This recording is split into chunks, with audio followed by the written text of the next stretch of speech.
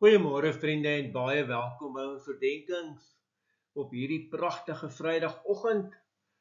En dit is ook die laaste oordenking vir hierdie jaar. Van môre af is ons bietjie op vakansie. Ons kan letterlik nie wag nie. So dankie vir almal wat geluister het deur die jaar, almal wat terugvoer gestuur het. Dit is regtig baie kosbaar. Ons sal in die nuwe jaar, as ek weer begin werk, sal ons weer voortgaan, maar dit was 'n groot voorreg om die jaar met die pad te loop. Dankie dat jy ook moeite gedoen het om dit te luister.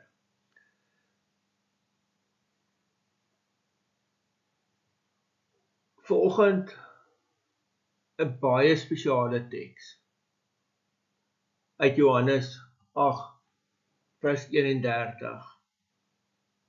Ons moes nou gisteroggend gehoor dat baie van hulle het tot geloof in hom gekom. En vanoggend hoor ons, toe het Jesus vir die Jode wat in hom geglo het gesê: As julle in my woord bly, is julle waarlik my disippels. So vandag lees ons hierdie woord en dit gaan nie net vir Jode nie, dit gaan vir elke liewe een van ons wat in Jesus glo. Sê hy dan hierdie woorde: As julle in my woord bly, is julle waarlik my disippels. Geliefdes, Jesus kom gee hierso eintlik 'n nuwe identiteit aan disippels. Disippels is mense wat in sy woord bly. So ek en jy is disippels as ons Jesus volg. Maar dan hierdie ding, ons moet in sy woord bly. Mag ek en jy daaraan dink, dat ons in sy woord bly.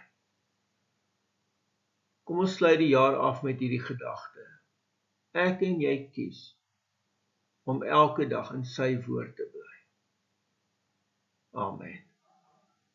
Here almagtige God, baie dankie. Dankie vir elke oordenking die hele jaar deur.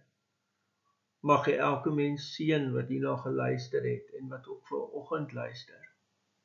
En ja, Here, ek bid vir elkeen van hulle 'n baie geseënde Kerstyd toe. Maar meer nog, bid ek dat hulle in u woord sal bly. In die naam van ons Here Jesus Christus. Amen. Vriende, mag jy 'n baie mooi en 'n baie geseënde dag hê. Totsiens.